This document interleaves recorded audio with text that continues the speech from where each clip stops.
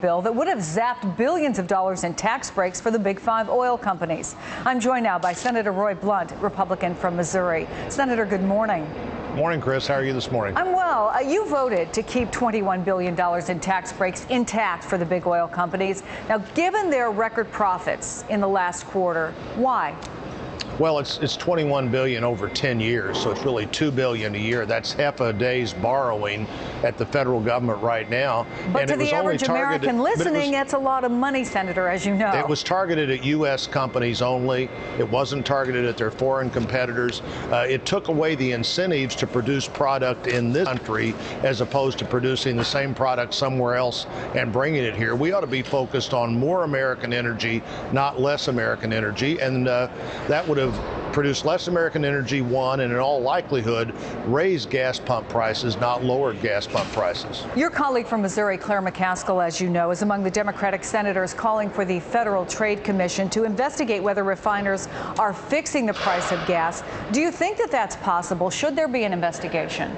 Well, I think there have been a handful of investigations already, and in the last couple of years there have been several, and they've all come up with the nothing unusual happening in that marketplace. If it is, fine. Figure that out, determine what it is.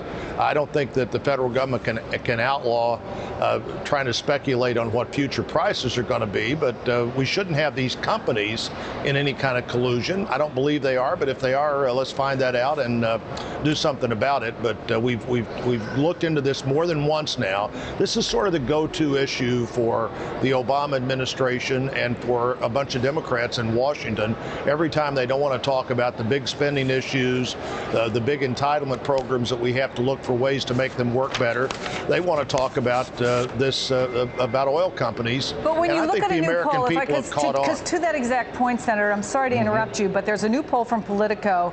Only 12% blame the Obama administration for high gas prices. 28% blame the energy companies. 22% blame oil exporting nations. The Senate will vote this afternoon on a bill to expand offshore drilling, but experts say it's not going to lower the price of gas right now. So what to be done?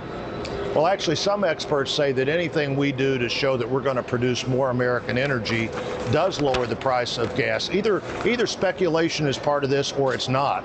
And if we send the message out that we're going to produce more American energy, that has impact on speculation. Too many people want to have this both ways. They say the speculators impact prices, but nothing we do impacts speculators. Of course, that's not true. 30% of our oil comes from the Gulf. We need to get more oil from the Gulf, but we need more energy of all kinds. The best way to produce American jobs, private sector jobs, is American energy. No matter how bad the economy is, we use about as much gas in a bad economy as a good economy.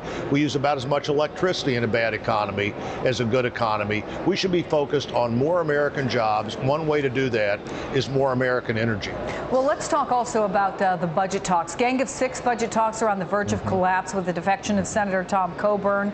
Treasury Secretary Tim Geithner, he says to Republicans, you're going to own the responsibility for the first default in U.S. history if a deal isn't worked out. Are you willing to take that risk? Well, I think the guy who's the one leader we have is the President of the United States, and he's the one who needs to figure out what it takes to get the votes to extend the debt limit. And he's that. I think at the end of the day, that's going to be his responsibility, and the American people are going to see it that way. This is the one chance we have to change current behavior. Extending the debt limit without any policy changes or any structural changes only means we continue to do things that aren't working and are going to create and are already creating really bad results.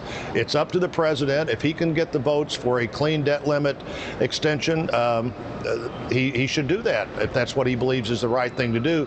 If he can't, he's going to have to talk to people like me who say we're only willing to do this if we change our behavior and have guarantees that behavior is going to be changed. Senator Roy Blunt, good to see you, Senator. Thank you.